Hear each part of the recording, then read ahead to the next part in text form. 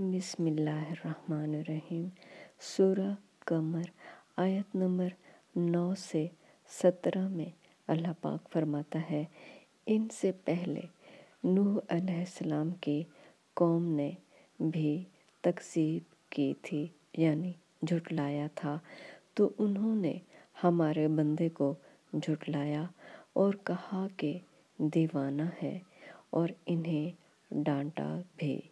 تو انہوں نے اپنے پروردگار سے دعا کی کہ بارے الہ، میں ان کے مقابلے میں کمزور ہوں، تو ان سے بدلہ لے۔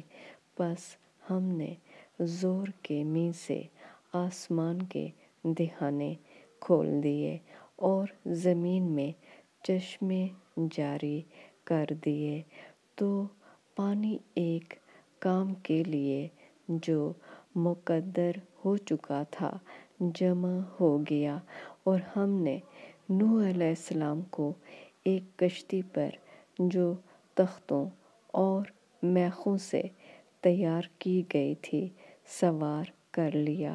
وہ ہماری آنکھوں کے سامنے چلتی تھی۔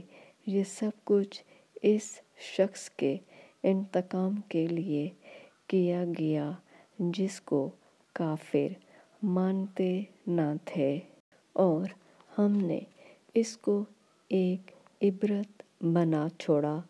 تو کوئی ہے کہ سوچے سمجھے، سو دیکھ لو کہ میرا عذاب اور ڈرانا کیسا ہوا۔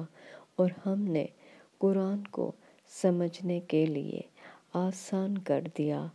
تو کوئی ہے کہ سوچے سمجھے۔